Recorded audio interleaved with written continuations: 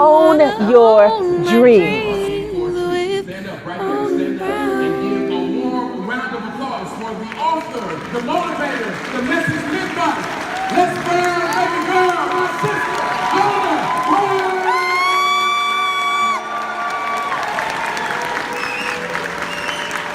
Wow. Get out of your comfort zone, which is what Brian Tracy calls the danger zone. And I know for me, it was a challenging time. I ran from speaking until it caught me. I didn't see myself as a speaker. I was afraid. I was intimidated. The great Les Brown, who wants to deal with shining in that shadow?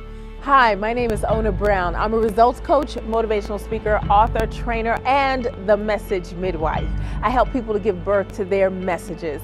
If there was a descendant in this world that you were unaware of, would you or would you not want to know? What are your outdated beliefs that are no longer serving you?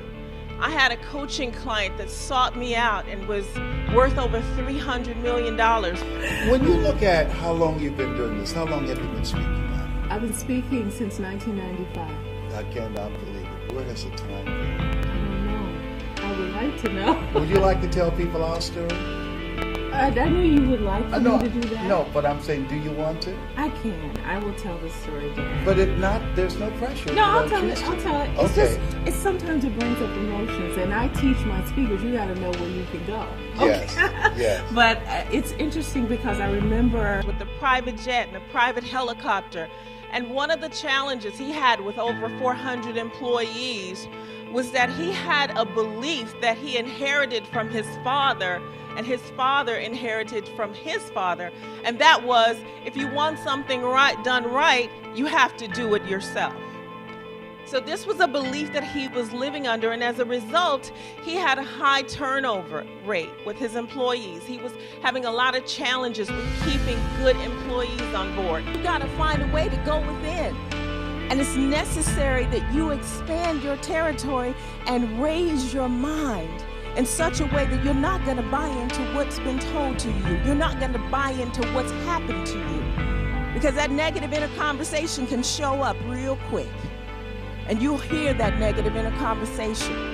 And so I had to find a way to get beyond that. When I would show up to speaking engagements, people would say, oh, well, your dad is awesome. He's phenomenal. He's the greatest. I hope you can do a little something. You will never be able to taste the sweet flavor of success until you are willing to endure the bitter taste of failure. And I know and believe that as a man or woman thinking so is he or she, we had to shift his perception and his belief about that. And all of a sudden, in the shifting of that perception, we began to see a difference in his employees and how they showed up to work. Coming early, staying late, being more dedicated. So repeat after me, when a fish dies, it stinks from the head first. Yes, so that means that when we shifted his belief, his entire company followed accordingly. We were doing things to feed life into his cells, and we were praying, and we were meditating as a family, and we were holding the vision of him healing. Let me hear you say healing. Somebody in here knows what I'm talking about. They've been through something like this, and as a result of him being there for a couple of days, he said, Ona, I need to talk to you. I need to confide in you about something. I said, Dad, you can talk to me about anything. What is it? He said, well, I've been eavesdropping on your phone calls. I said, is that right? He said, yes. I said, and why would you do that? He said, because I was nosy and bored and I didn't have nothing else to do. I said, okay. He said, but as a result of me being nosy, I made an amazing discovery on it. I said, what is that? He said, you are a powerful speaker. You're a powerful coach. You're just using the telephone as your microphone. I said, what you talking about, Willis? He said, no, 98.9% of the people that call here, you uplift them, you encourage them, you give them methods and techniques to take their lives to the next level. This is who you are. How many of you like to help people? Raise your hand. Yes. And so I said, this is true. I like to help people, but Dad, I could never speak. You don't understand. I'm shy. I'm an introverted. Any introverts in the room? Shy people, raise your hand. Shy people unite. interesting because I remember a time where I was asked to come to a Come Out and Vote rally in Columbus, Ohio. And when I was invited to go, I thought, wow, that'll be a great mother and daughter outing. So I'm going to invite my mom. And when I said to my mother, I said, there's this great man, they say will be there, Mr. Les Brown. He's a motivational speaker. And I think we should go to this Come Out and Vote rally. It'll be something positive that we can do together as a mother and daughter. And she looked at me like I was a ghost. And I said, is everything okay? You all right? She's like, yeah. I think oftentimes we waste a lot of time looking for our purpose. If you don't know what your purpose is, serve someone until you figure it out. Own your stuff. Come here, Ona. Where's my daughter? Come here, Ona. I got a call 5 years ago from this person here. I happened to be at the office late at night. See, I believe in being open and being honest with you. And the call was, tell them what you said to me. I said, if you had a child in this world that you were unaware of, a descendant in this world that you were unaware of, would you or would you not want to know? What did I say? You said, yes, I would want to know. And so the woman was telling me, listen, these tickets are going like hotcakes. This man, people love him. If you don't get your ticket, you're not going to be able to go. I said, well, I keep asking my mother about it, and she keeps looking at me strange and not responding. So finally, I said, I'll get to the bottom of it tonight. So I go home, I said, listen, Mom, they say this guy is really good. He used to be a community activist, used to be a state representative. He was a disc jockey. I really think we should go and see him. Why is it you won't give me an answer and you just keep quiet and keep looking at me like I'm a ghost? She said, because I never thought I would ever speak these words to you. She said, because it was something I thought I would take to my grave. She said, but the bottom line is, Ona, he is actually your father. I said, what you talking about, Willis?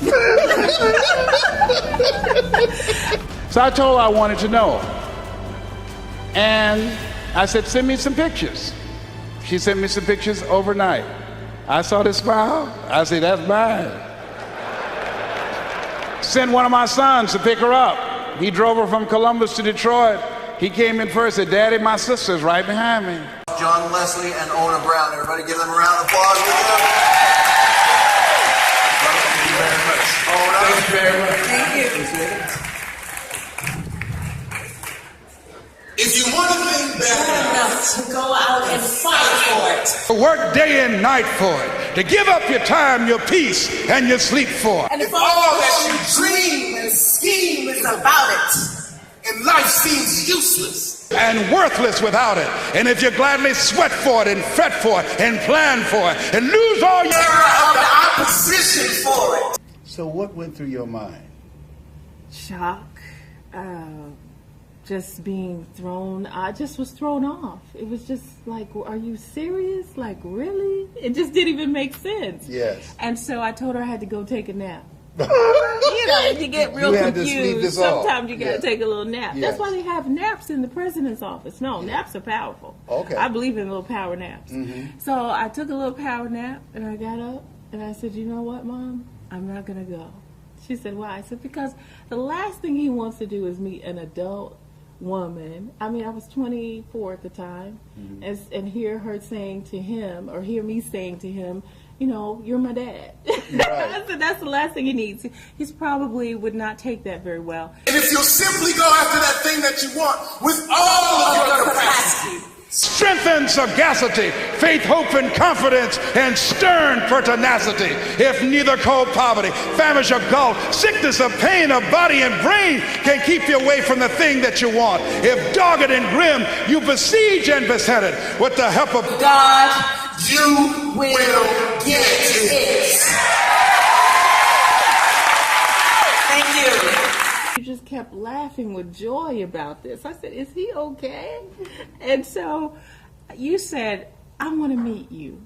I want you to come to Detroit, Michigan. I'm going to clear my calendar, and I want you to come, and I want to meet you. You said, you sound like an amazing person. And I said, really? And you said, yes. And I also said, even if you're not my daughter. Yes, you did. That we have such a chemistry that we will be friends for life. I told you not to go here, didn't I? I coach people on this. We shouldn't have went up in here. No, we shouldn't have. No. So I'm just so thankful for who you are, and I'm so thankful that, you know, God allowed us to connect. Yeah. So it's your show, brother. What you gonna do? I don't know, sister. I don't know. We need some help. Somebody need to come and get us. We gotta call y'all Leslie. We gotta call High Hopes. Yeah. Well, one of the things I said at the TD Jakes Manpower Conference, that we must take responsibility, and that I felt when I saw you, when your brother Patrick said, "Dad, my sister's behind me," and I saw you, and I said, "We're together." We looked in the mirror, we looked at each other, we were crying, looking at each other, and we said, "Yep, this is mine." Okay. And that we have to make things happen and take ownership. But what was interesting, and I told you to go to the store to get some That's food my for favorite part of the story. Tell me. Okay. All right, we'll get out. And then we can get out of here. Okay. Yeah. Because nobody else on this entire earth is like you. You've cornered the market on being the best you. So based upon that, I had to get beyond that fear, and I had to find my points of power and go within. And I can remember one time a client asked Dad and I to come to London, England to speak at the Royal Albert Hall. It was a powerful moment. And I went there with Dad, and we were so excited because we came down the hall and we saw pictures of Frank Sinatra, Sarah Vaughan, Ella Fitzgerald, all of these greats that had graced the stage. And I turned to Dad, I said, "Man, Dad, I cannot believe this.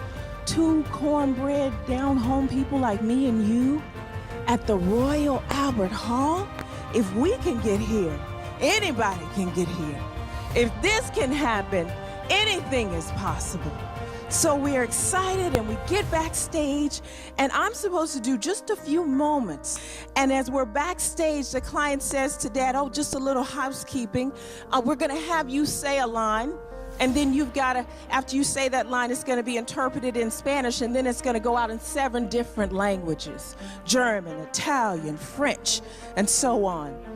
And so Dad said, "Oh, okay, no problem." He looked real nervous. Because anyone in here that knows about Dad's style, it's not a one line and then you rest and then another line. His style is more, if you want a thing bad enough to go out and fight for it, work day and night for it, give up your time, your peace, your sleep for it. All right, that's Les Brown. Is that right, Dad? Okay. So needless to say, he had this look in his face like he didn't know if he could do what the client had asked him to do. And I got really nervous because they had put us in a 5-star hotel down the street from the Buckingham Palace, and I had already decided what I was going to order off of the menu. You got to think ahead, right? So I'm thinking we may get put out in London. This will not be good. So we get on stage, and of course, Dad is moving at a fast pace. The interpreter cannot keep up with him. It literally is a hot mess. And he did the most manly thing he could do. He came and he handed the mic to me. And I took the mic, and I put my arm around the interpreter's waist, and I say a line, and then he'd say it, and then I'd say something, and then he'd say the line. And it was like this beautiful little dance that we did across the stage. And I got over 3 standing ovations, and I spoke for a good 40 to 45 minutes. And I went over to Dad, and I said, "Listen, Dad, you can try to put a little icing on this cake if you'd like to, but this cake has been baked, baby." Whatever.